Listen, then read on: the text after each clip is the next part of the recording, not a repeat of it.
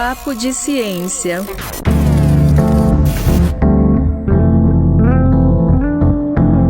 Alô, terráqueos! Sejam bem-vindos a mais um Papo de Ciência. Eu sou o Lucas Verão e, como sempre, tem a presença aqui dele, o meu astrodinâmico, Bruno Moser. Muito obrigado, Lucas Verão, o meu querido, meu inoxidável Lucas Verão tá aqui com a gente.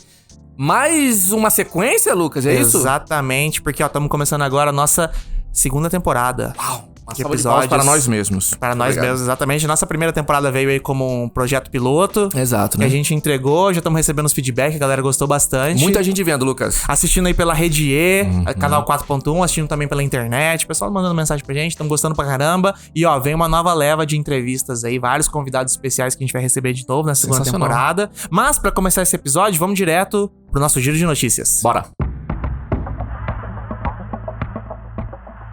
A primeira notícia de hoje, trio de cientistas ganha o Prêmio Nobel de Química por pesquisas em pontos quânticos. Em o quê? Pontos quânticos, Vamos exatamente. Vamos lá.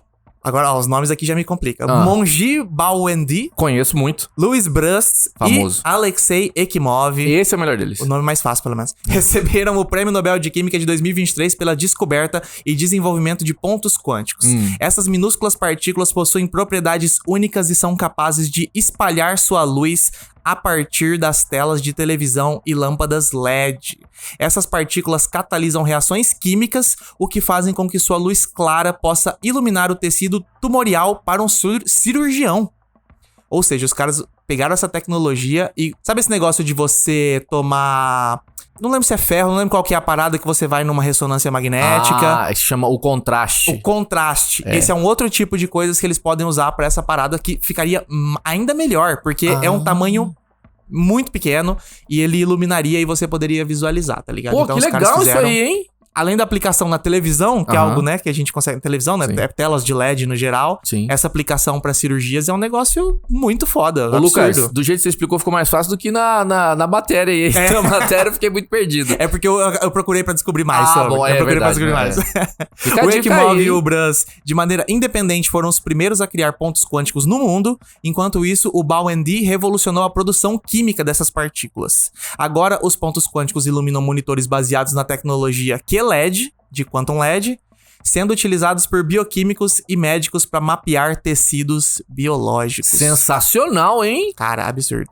Eu quero saber quem é a pessoa que falou assim, não, deixa eu ver esse trabalho aqui desse cara aqui. Ah, entendi tudo. Esse aqui não. Porque é tão específico, né? Um negócio tão específico. E é legal que nos vídeos que mostram sobre isso, você vê uns potinhos assim.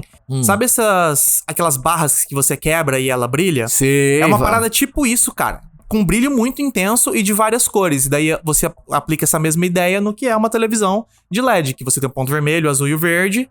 Se acende e apaga eles, vai criando uma coisa, só que num nível tão pequeno, esse que é o lance, né? Que daí a intensidade vai ficar cada vez melhor e a qualidade cada vez melhor, tá ligado? Oxa. Doideira demais. Valeu o Nobel então, hein?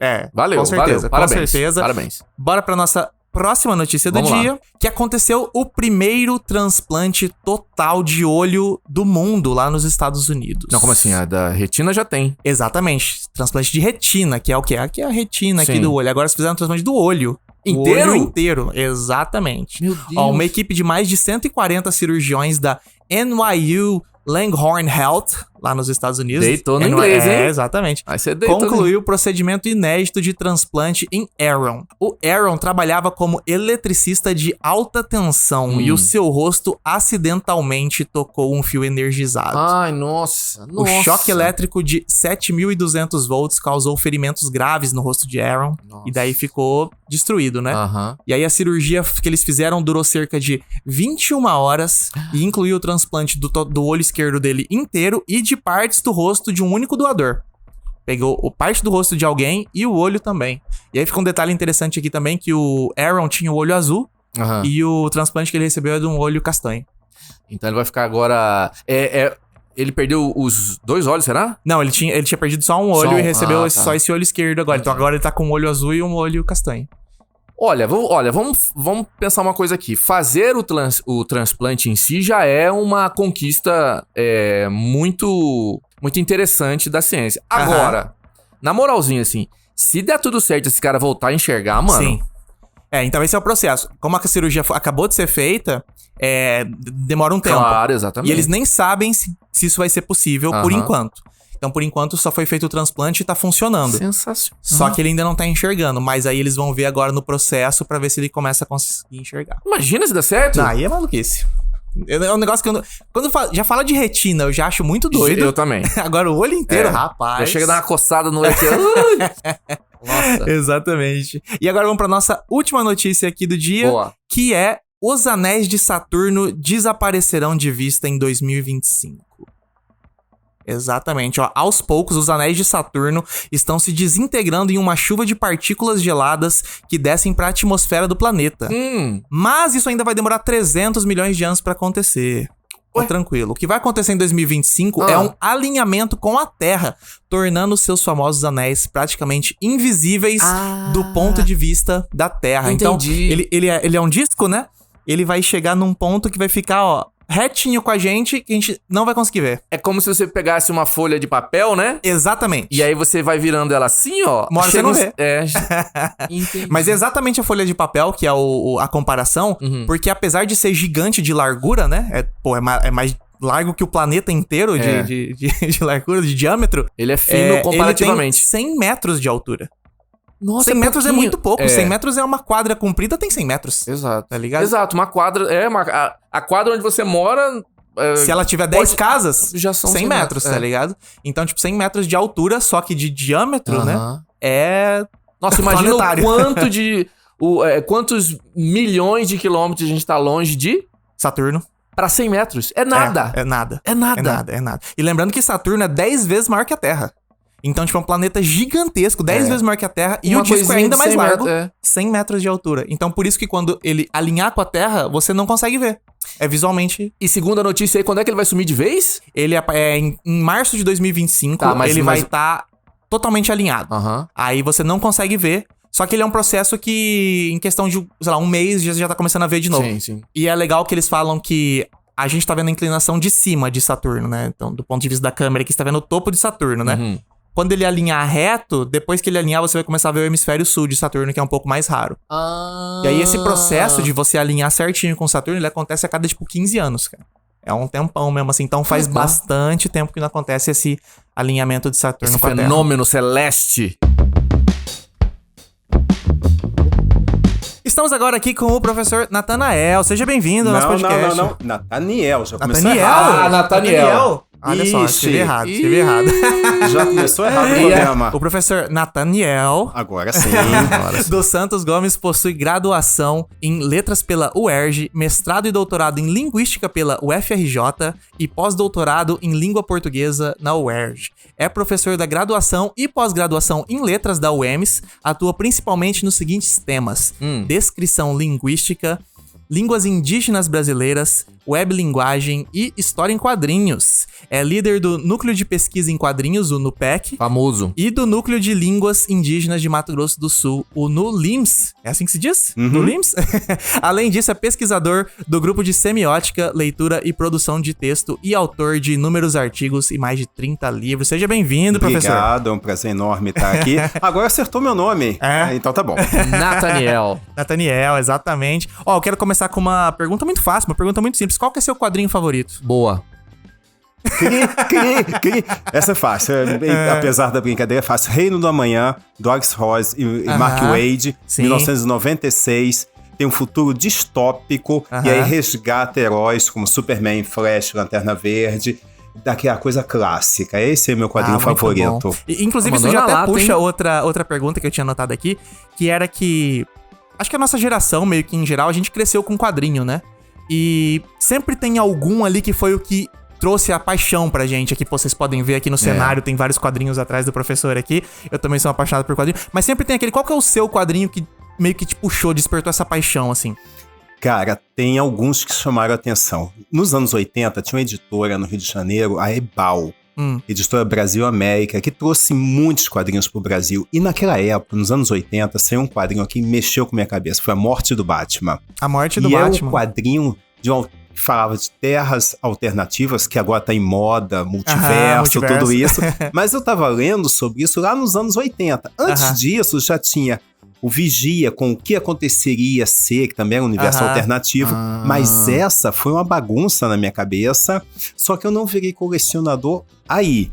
Eu virei colecionador com uma revista da editora Abril, Super Aventuras Marvel, que era um mix de histórias. Uma coletânea, assim? Uma coletânea, vinha normalmente 4 histórias por edição, e ali eu comecei a ler, não parei mais. Entendi. Massa. Foi ali que começou mesmo. É muito bom. Eu tenho uma pergunta que já quero começar pra gente esquentar a nossa conversa aqui. A gente fala muito sobre quadrinhos, e fala sobre quadrinhos, quando vem à nossa cabeça, vem os nossos, Turma da Mônica, né? Maurício de Souza, e muito do que a gente leu de Batman, de coisas norte-americanas. Tem coisas sendo feitas fora desse eixo que são legais, que são relevantes de ser comentado, professor? Tem. Inclusive, se nós observarmos, a onda de quadrinhos norte-americanos tem diminuído. O número de vendas é cada vez menor, mas se vai para os quadrinhos asiáticos, é cada vez maior. Os mangás, os manhwas, e todos eles têm aumentado muito. Inclusive os quadrinhos orientais, asiáticos, digitais. Então, o acesso é cada vez maior. Isso desfaz uma coisa que tem na nossa cabeça, que os leitores estão diminuindo. Sim, os quadrinhos norte-americanos, os quadrinhos mainstream, sim, estão diminuindo, mas os quadrinhos asiáticos, coreanos, japoneses continuam vendendo. Caramba. Então, aqui na estante de vocês tem uma edição nova do Akira, que fez um sucesso absurdo lá nos anos 80. Continua vendendo até hoje. Sim. Não só Akira, Lobo Solitário, que é um clássico, é estudado nas escolas japonesas. E assim por diante. Então, o quadrinho oriental, asiático, continua vendendo cada vez mais.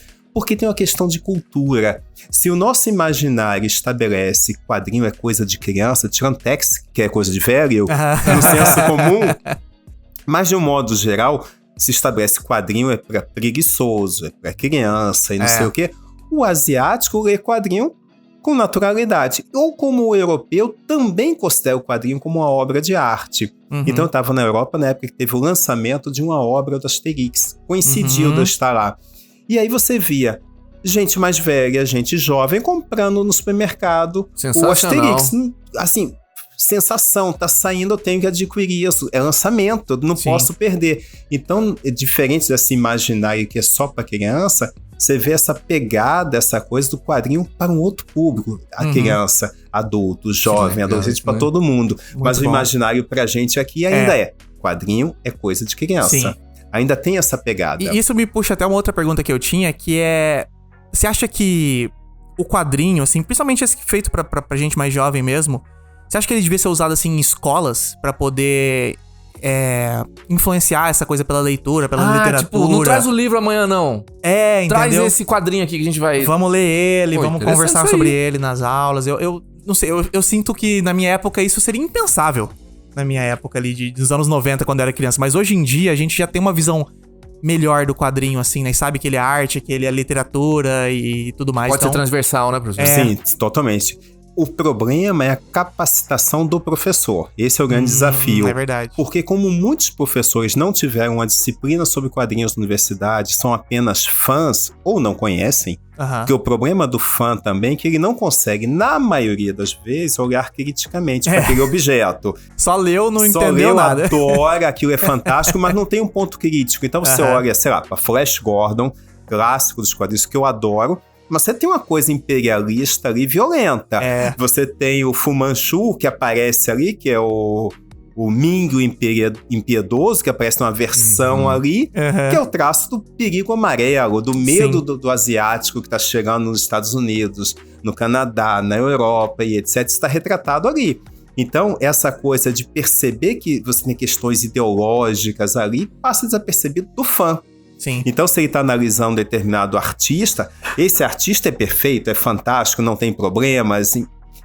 Então, falta essa coisa para o professor ser capacitado para lidar com essa obra. Tem professor, em escolas que eu já fui, que dizem, isso é um método novo. Quadrinhos tem mais de 100 anos, tem nada de novo. Exatamente. Cinema, dizer que cinema é uma coisa nova. Quanto tempo tem o cinema? Quanto tempo você demora para aprender, então, sobre o negócio? E 100 anos é novo ainda? Não faz sentido dizer isso. Senão a gente vai dizer daqui a pouco que o retroprojetor ainda é uma coisa nova, a gente nem usa mais. Calma aí, né? Então, mas isso me leva a essa questão, né?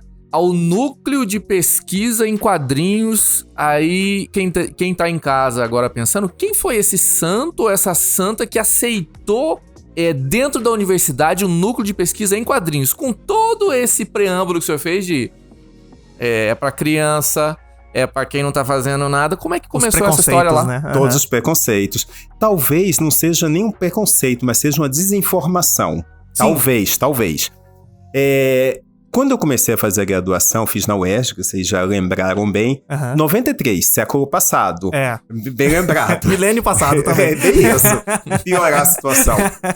Eu queria, lá em 93, 92, fazendo vestibular, queria estudar quadrinhos, linguagem dos quadrinhos, etc. Só que na UERJ não tinha ninguém que me orientasse. Não havia essa possibilidade. E aí eu me dediquei a outras áreas muito parecidas. Latim, línguas indígenas, tudo próximo. Línguas indígenas. Exatamente. Quando você pensa em quadrinhos, você pensa em latim e línguas indígenas, né? Exato. É a primeira coisa na minha cabeça. E aí é curioso porque eu me dedicava a essas coisas que aparentemente a maioria não gostava. Então me especializei em latim durante um bom tempo. Mestrado e doutorado foi em línguas indígenas. Não havia ninguém. Gosto do mesmo jeito, paixão e etc. Mas a pesquisa surgiu quando eu trabalhava numa instituição privada do Rio de Janeiro, que eles me queriam com dedicação exclusiva. Eu trabalhava nessa universidade, em 2 universidades, e numa editora. E aí eles falaram, a gente quer você aqui em tempo integral, só você e etc. Beleza, eu falei, o que eu tenho que fazer? Submete um projeto. E aí eu fiz do que eu pesquisava naquele momento, de línguas indígenas. Sim. Ok, o projeto não foi aceito, tem a ver com o seu contexto, universidade no Rio de Janeiro, enfim, não foi aceito. Não, a gente quer você, faz outro projeto. E aí eu fiz um projeto sobre o uso dos quadrinhos como para diminuir o preconceito com o deficiente físico, visual e etc, como uma forma de inclusão. Foi essa época. E peguei personagens como Demolidor, personagem da Turma da Mônica, que tem várias síndromes, etc. Enfim, e aí trabalhei com isso. O projeto foi aceito e aí não parou mais. Isso foi por volta de 2009, 2010. Vim pra cá quando fiz o concurso pra universidade e trouxe essa ideia. Trabalhar com línguas indígenas, que aqui é o segundo estado em população indígena. Sim. Primeira ideia foi essa, eu vim com essa intenção.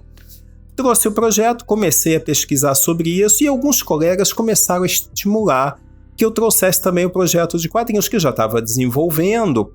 E alguns também olhavam com estranheza, faz parte. Sempre, né? Não tem como. Porque é uma coisa nova, pelo menos aqui, na universidade local e tal. Na USP, não. A USP vem estudando quadrinhos há mais de 50 anos, etc. Só para citar um exemplo. Sim. E na Europa, bem mais tempo do que 70 anos estudando. Mas aqui ainda era meio novidade. Então eu trouxe o projeto, comecei a ser chamado em algumas escolas, na rede pública e privada, para falar sobre o uso dos quadrinhos. E é engraçado que muitos professores ou diretores chamavam para que eu falasse sobre o uso dos quadrinhos como estímulo à leitura. Sim. Então os quadrinhos eram um trampolim para você ler literatura. Sempre esse papo, né? Bastante tipo assim, comum. Não, vamos jogar quadrinho pra eles lerem coisas de verdade. A ideia é mais ou menos essa. E eu nunca disse que não iria. Eu ia, e lá eu acabava falando disso, mas puxava para outras leituras. Sim. Porque eu percebia que na maioria das vezes, nem sempre, mas na maioria das vezes, quando o jovem lia uma adaptação em quadrinhos, ele não lia o original. Mais ou menos como acontece com alguns estudantes, tem um livro adaptado para série de TV, para filme, etc. Eu vejo a série ou o filme porque 1h30 resolve o meu problema. Isso é bastante comum. E aí o que acontecia com os quadrinhos quase sempre era isso. Essa comparação entre os quadrinhos e a literatura. Só que o quadrinho é a nona arte, ela é uma outra arte. Ela não é superior nem inferior à literatura. Assim como o cinema e o teatro. Exatamente, não é a mesma coisa, é outra linguagem. Totalmente. Exato. Só que muita gente ainda diz, teatro é melhor do que cinema. Não, mas é outra coisa, é outra pegada. Compara, né? É comparar o incomparável. Então, durante muito tempo, tinha essa tentativa de transformar os quadrinhos numa literatura, o status de literatura. Com a indicação do Maurício de Souza para a Academia Brasileira de Letras, veio essa discussão.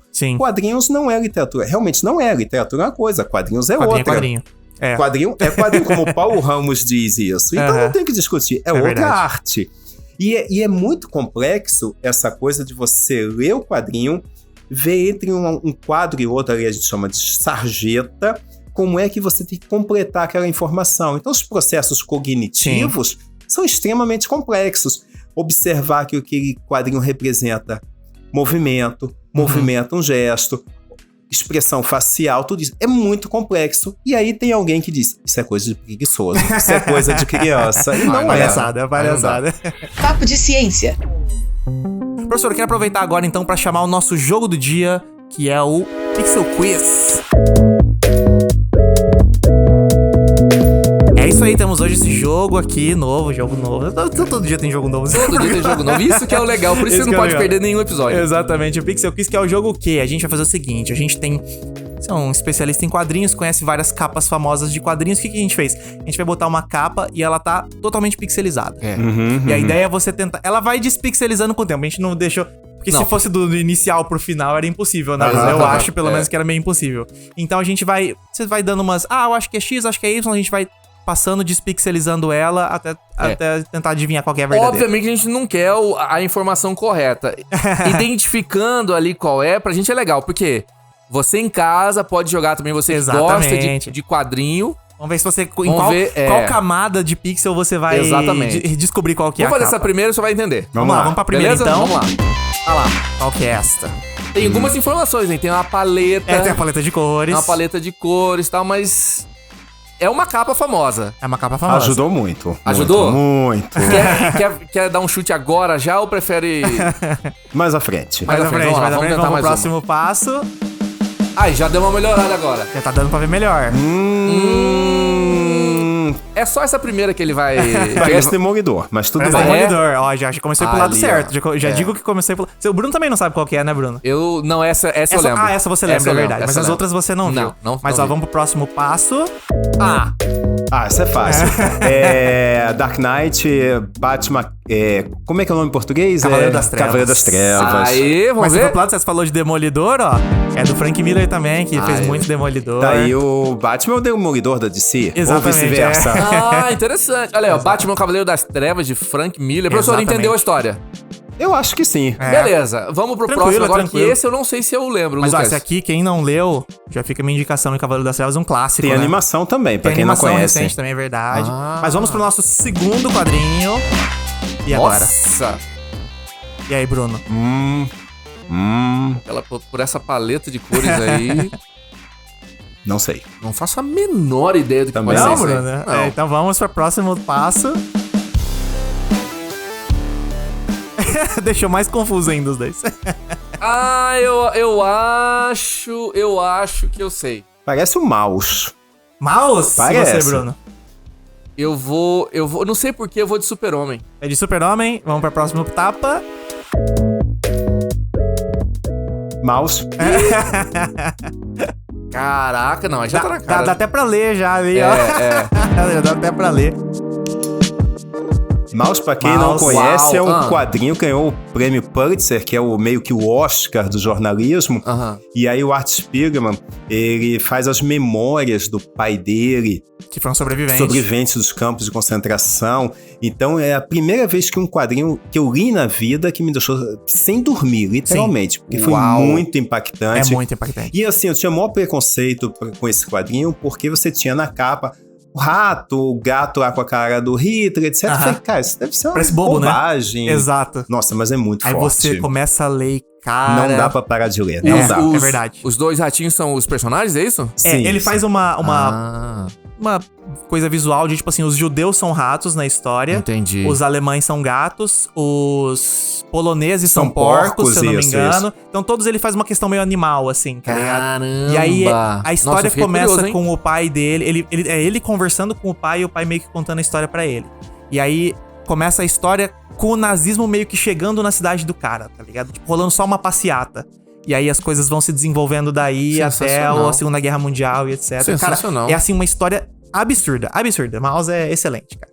Professor, ó, acertou na segunda. Na segunda já, exato. É que a primeira a gente não conta, né, Bruno? Não conta. Primeiro pra dar o choque.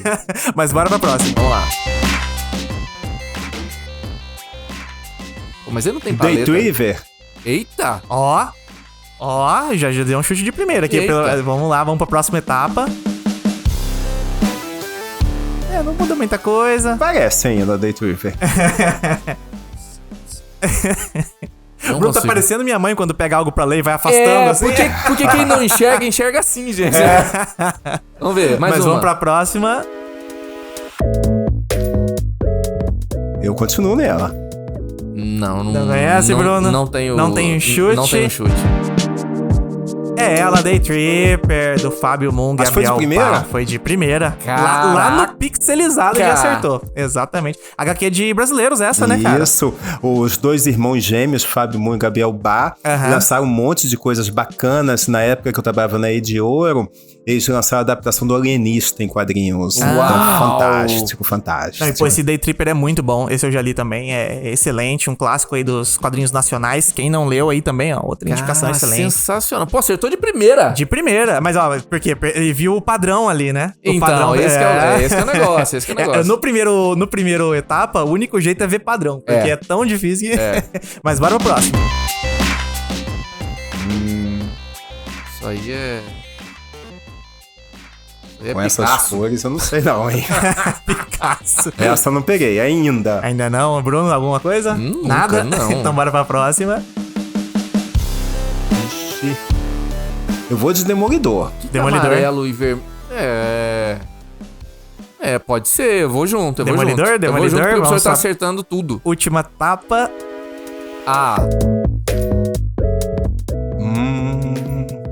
Essa é a última? Essa é a última. Ixi. Nossa, não dá pra Essa ver tá nada. mais difícil, gente. Não sei. Não sabe? Não, Bruno? não, nada? Nunca. Essa é o Watchmen do Alan Moore. Óbvio. Nossa, que capa bonita, hein? Exatamente. Eu não conhecia pela capa, não. Exatamente, essa capa aí do relógio. Edição definitiva ainda, Edição gente. definitiva. Essa eu não me perdoo, porque essa eu tinha que ter acertado. Tava óbvio ali. Um clássico.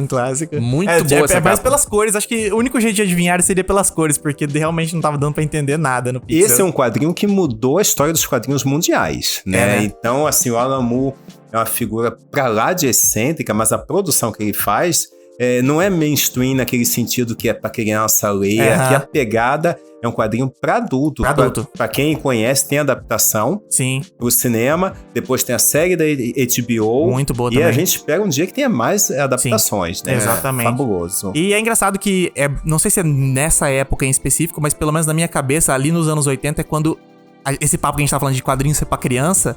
Cara, nos anos 80 saiu muito quadrinho pra adulto, sério, violento, Cavaleiro das Trevas, Watchmen, Queda de Murdoch, enfim. O próprio o Akira também, né? Mangá. Então, essa época aí, a época que a galera falou assim, já que a gente tá vendo que quadrinho não é só pra criança, vamos botar grana também nessas coisas pra E o mais lançar. maluco dessa história é que a partir dos anos 80, também 90, foi uma explosão também no cinema de coisas de efeitos especiais um pouco mais elaborados. Sim. E não teve não, porque tava pau a pau o negócio. Tava. Tanto quadrinho quanto essa informação visual, né? Exatamente. Que pode parecer um pouco mais compensatória, né? Porque tá tudo pra você ali, né? né? Que legal, muito bom. Vamos pro próximo. Vamos.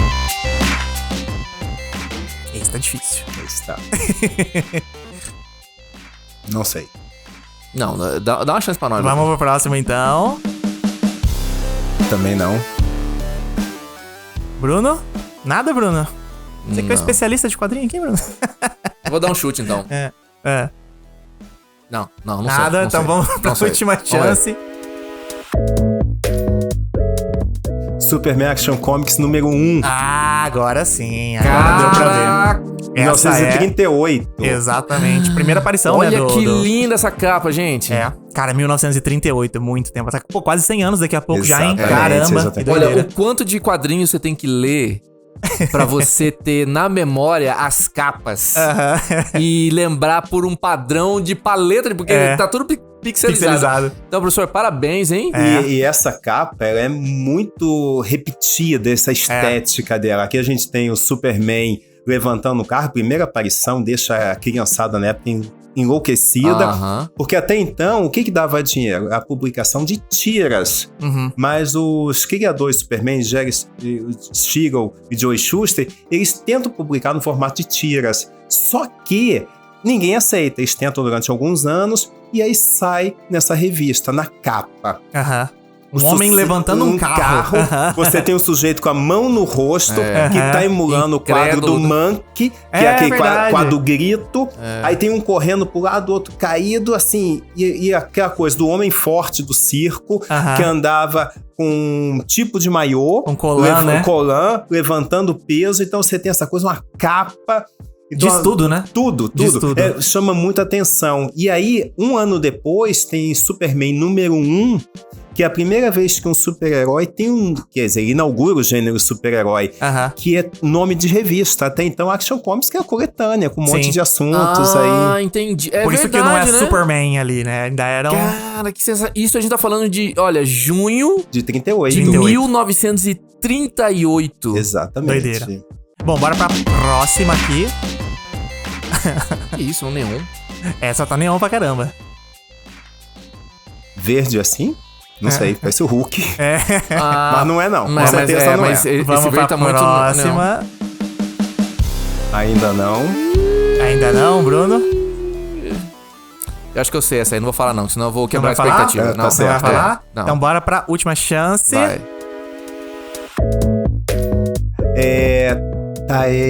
Eu lembro desse aqui. Cara, tá na ponta da língua. Scott Pilgrim. Bruno? Não sei.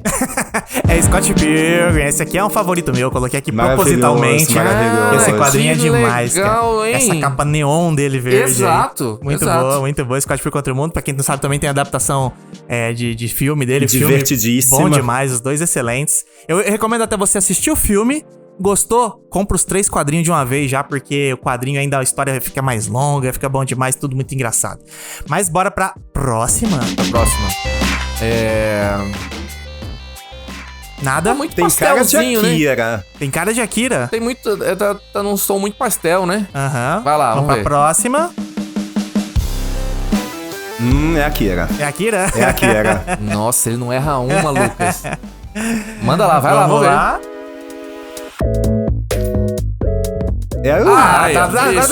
Dá até pra ler já ali. É Akira, do Katsushiro Otomo. Muito bom. Um clássico ali dos anos 80. Muito bom, né? Olha, deixa eu falar uma coisa pra gente se encaminhar pro final do jogo aqui, né? Como a capa também já é uma obra de arte em si, né? Sim. Já é aquele chamariz, obviamente, né? Precisa ser pra que o leitor pegue. Mas, olha, vou te falar, todas as capas aqui, parabéns pros desenhistas, arte finalistas, né, professor, né?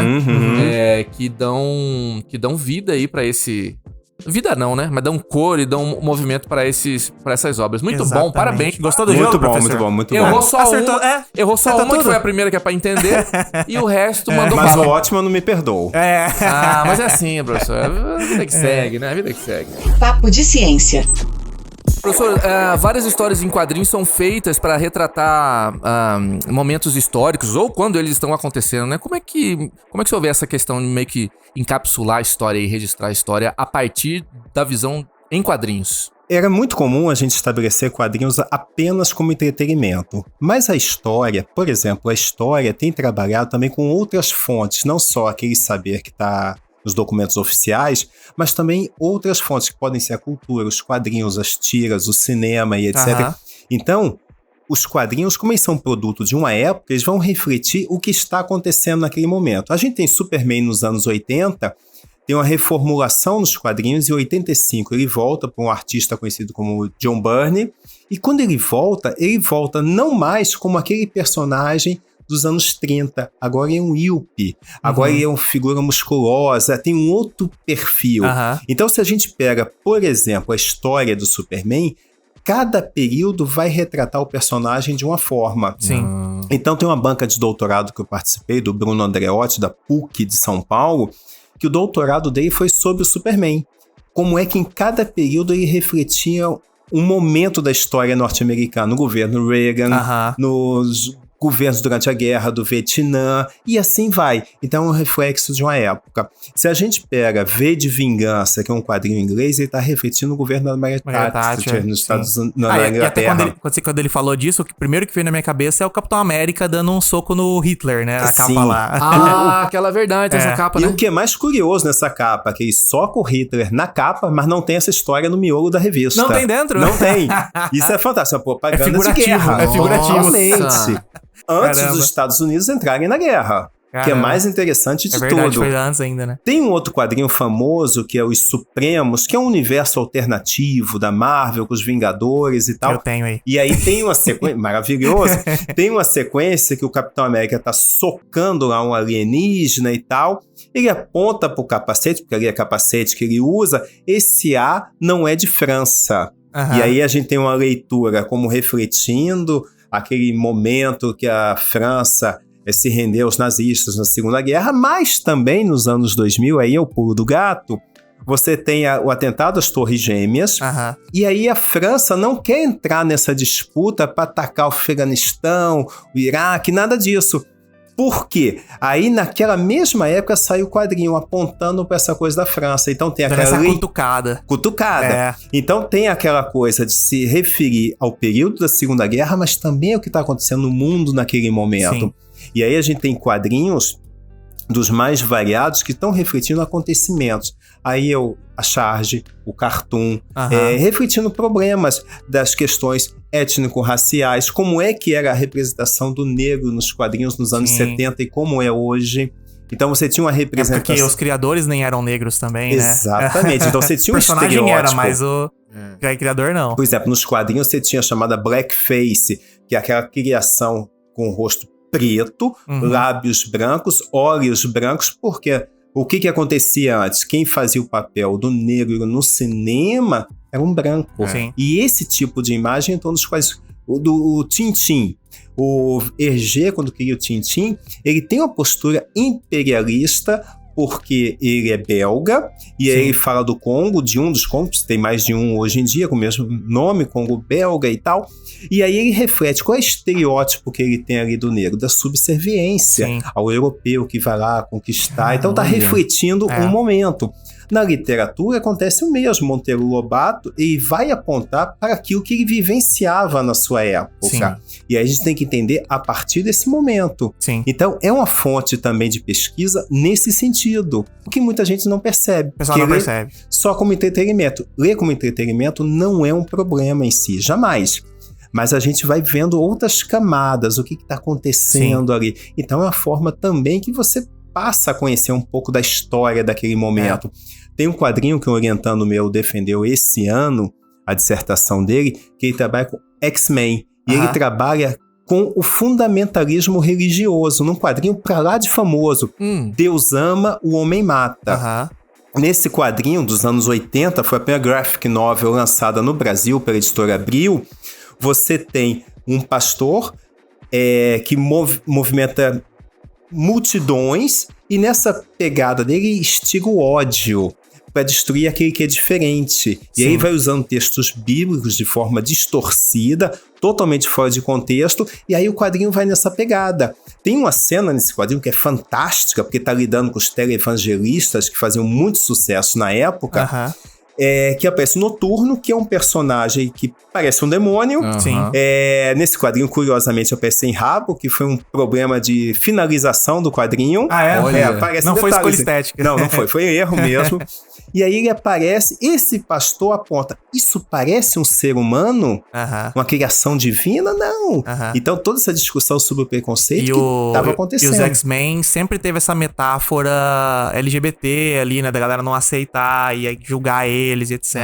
Sempre teve essa onda, e daí eles entraram. E nos anos 60 também tem uma outra coisa curiosa, que X-Men tá lidando também com o preconceito étnico-racial do sul dos Estados Unidos. Então como é que você se sente aceito? Num grupo dos iguais, jovens iguais a você e etc. Então tem essa discussão dos movimentos das minorias de alguma forma que aparece ali. Quanta camada, hein, professor? E isso é uma coisa que me impressiona, é a pessoa que cresceu vendo isso, cresceu assistindo isso E aí cresce e não entendeu nada disso e vira uma pessoa preconceituosa. Sua cara, como é que pode? A pessoa não viveu, cresceu assistindo X-Men, cresceu lendo X-Men, não entendeu nada do que foi dito. Nada. Porque é muito fácil você colocar isso é apenas entretenimento, isso é apenas leitura, Sim. Isso é apenas um saber acadêmico e eu não trago pra minha vida. Isso é super comum.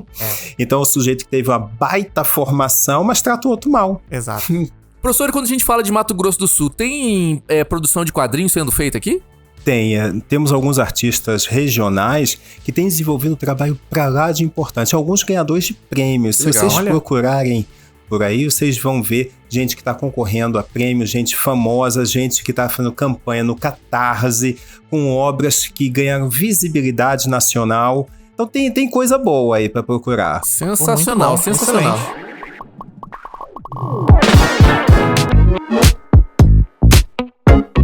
Tá começando agora o nosso jogo do dia, que é o perfil. Já tô aqui pronto pro jogo, Lucas, ó. De perfilzinho, exatamente. Esse é o jogo pra quem não é velho igual a nós. É aquele jogo que a gente vai falar algumas curiosidades. Você pede um número, eu tenho uma carta aqui, tá? Você vai falar um número de 1 a 5, eu leio uma curiosidade, você tem que tentar adivinhar quem que é a pessoa. Cada dica que a gente der já vale como um chute. Você pode chutar pra qualquer dica, né? Sim. Exatamente. E é legal que chute, porque aí é essa brincadeira, né? Exatamente. O pessoal de casa também pode ir chutando aí à vontade, né? A diferença do nosso jogo aqui é que a gente tenta sempre focar pra curiosidades ou personalidades científicas, exatamente, né, Lucas Verão? Porque o nosso papo tá aqui, ó. Papo aqui, ó, de ciência. Exatamente. Vamos lá. Quem começa com quem? Vamos no Joaquim Pô? Joaquim Pô. Joaquim Pô. Pera, isso aqui eu não lembro se tem. Joaquim Pô. Joaquim Pô. Você começa, então. Começo! Exatamente. Então vamos lá. Eu pergunto e você tem a carta. Se alguém souber o que é isso aqui, ó. No Joaquim Pô, eu me travei no meio. Ok, Lucas. Vamos lá, eu quero a dica número 3. A dica número 3. Isso. Me tornei conhecido como o pai da física nuclear. Eu acho que vai matar. Pai da física nuclear? É. Me tornei conhecido como o pai da física nuclear. Eu tenho um nome na minha cabeça aqui, mas eu acho que não é. Ué, chuta. Não, mas não vai ser repetido, né? Não. Tá, tudo bem. Não tô repetindo ninguém, não. Eu vou falar... Niels Bohr. Não é Niels Bohr. Não é o Bohr. Você puxou pra química de novo, que é um lado que eu acho difícil. Vamos lá. Mas foi sem querer. Vamos lá. Vamos lá, eu quero então... Você tem 1, 2, 4 ou 5? A 5. Fui premiado com o Nobel de Química. Ai, meu Deus. Em 1908, por minhas investigações sobre a desintegração dos elementos e a química das substâncias radioativas. Aqui tá muito específico, né, Lucas? Tá, mas eu não conheço químicos, eu já falei isso no episódio anterior. Não, você conhece, é que você não tá ligando the name a pessoa. A pessoa. Não, teve um que já foi. Não foi. De novo, teve...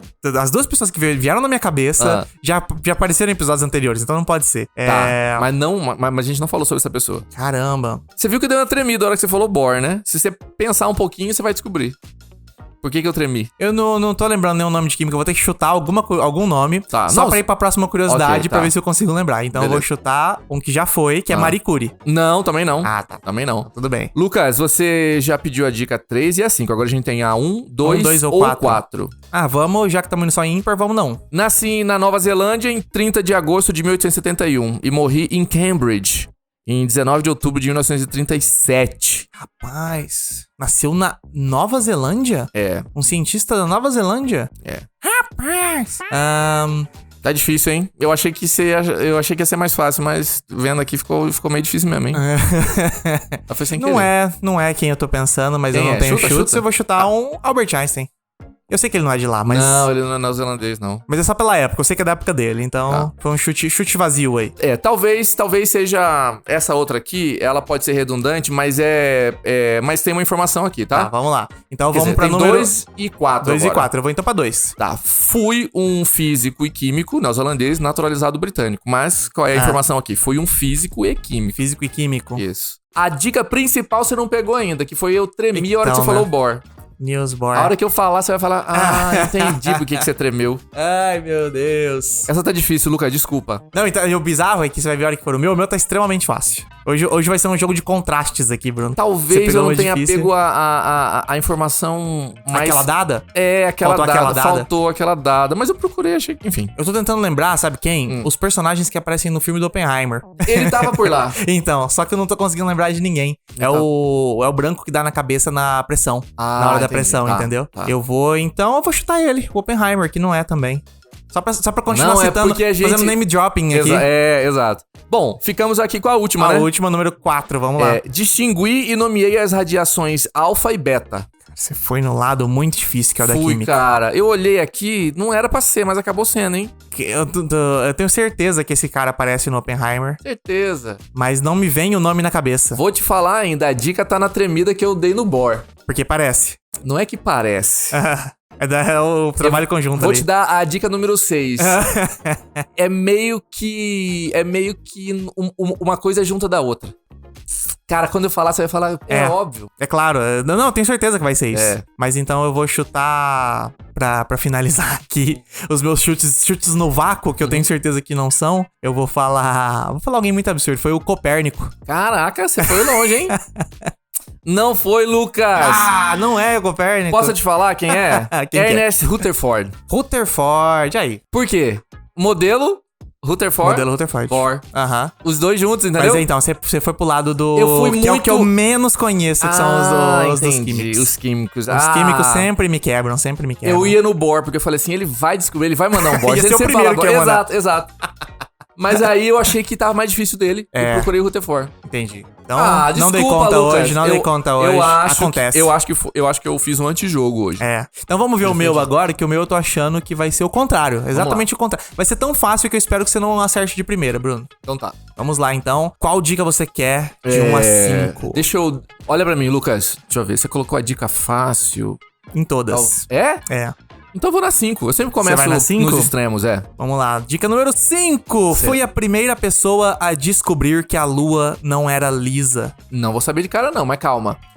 Bom, se foi a primeira pessoa, a gente tá lá atrás, né? A gente tá bem lá atrás. Aham. Não era lisa. Pra saber isso, ele precisava enxergar de perto. Precisava ter criado alguma lente possível. Quem é que fez essas observações, hein, cara? Eu não sei dizer de cabeça aqui. Eu vou chutar pra início o que você acabou de falar, o Copérnico. Copérnico? Não foi o Copérnico. Não foi o Eu Copérnico. não sei se eu vou saber... Vamos lá. Bom, Próxima dica. 3. Escrevi sobre a relatividade geral quase 300 anos antes de Albert Einstein. Cara, eu sei quem é, mano. Escrevi sobre a relatividade geral há 300 anos antes de Einstein. Quase 300 anos antes. Então Einstein é o que? É 1800, né? Ele tava trabalhando mais ali no início de 1900, assim. Então... 1700... Não é? Será? Leonardo da Vinci. Leonardo da Vinci. Não é Ele não Leonardo. escreveu, não é ele. Não é Leonardo da Vinci. Tá Qual bom, a próxima vamos lá. dica? Número 1. Número 1. Fui condenado pela Inquisição e passei 10 anos em prisão domiciliar, onde era proibido de publicar qualquer livro e apenas pessoas autorizadas poderiam me visitar. Uai, é o Galileu Galilei? É o Galileu Galilei! Essa Ele tava descobriu dada. que a Lua não era lisa? Cara, o negócio foi o seguinte. Um cara lá criou o telescópio. Tá, que não foi ele. Não foi ele, foi um suíço lá. E ele tentou registrar, mas na época deu um rolê lá que ele não conseguiu. E o negócio foi que o Galileu pegou essa invenção do cara e melhorou muito. Entendi. E ele fez um telescópio foda mesmo assim. Tanto é que ele fez esse telescópio e o Copérnico, acho que foi. Por isso que eu lembrei dele de cabeça aqui. Se não me engano, foi ele que pegou e usou pela primeira vez de um jeito que descobriu um monte de parada e criou um monte de coisas e tal. E aí o Galileu ficou até meio famoso como inventor do telescópio, mas ele não inventou. Ele deu uma aprimorada, tá ligado? Mas... E aí a coisa que ele fez com o telescópio foi o quê? Olhar pra lua. Primeira coisa que você olha, né? A lua, exatamente, né? Nosso céu toda noite tá ali. E ele olhou e começou a perceber que, cara, a lua não é reta não, velho. Ela tem um monte de coisas que parecem montanhas, tá ligado? Daí ele percebeu e começou a criar essa ideia de que a lua não é reta, como achavam, não é lisinha. Mesmo porque se o cara pega um telescópio e olha pro sol, ele só olha uma vez, né? Não dá, né? Vocês aí, ó, novatinhos que adoram astronomia, ficou no telescópio. Nunca olhem para o sol diretamente. Nem assim, Nossa, ó. no telescópio, então. No telescópio, se você olha à noite pra lua, ela dá um clarão no seu rosto, assim, que você não espera, tá ligado? E a lua, imagina então olhar pro sol, tá maluco? A intensidade que vai vir essa iluminação. É verdade. Mas, ó, as curiosidades que você não leu foram a número 2. Enquanto preso, contrabandeei um livro escrito por mim e ele foi publicado antes da minha morte. Pera, ele contrabandeou o próprio livro? O próprio livro. Porque ele tava preso pela Inquisição, ele não poderia escrever livros. Aí ele escreveu, contrabandeou e a galera publicou o livro dele. E a outra foi que o rei Luís XV da França perguntou se eu poderia nomear novos planetas descobertos em sua homenagem, mas eu nunca fiz isso. Essa aí é resistência. Porque ele que descobriu... Se não me engano, foi Júpiter, que foi o Galileu que descobriu. Que Júpiter legal, e algumas luas. E aí ele deu um dos nomes lá pra uma galera da Itália ali, que era a realeza. Ele falou assim, não, vou dar esse planeta em sua homenagem. Aí o planeta virou. Pra gente fechar aqui o nosso jogo, é uma coisa muito maluca, né? Na história da humanidade, a gente veio crescendo, desenvolvendo coisas, mas... Parece que as mudanças acontecem pela visão de pessoas, né? Às vezes, várias pessoas na mesma geração.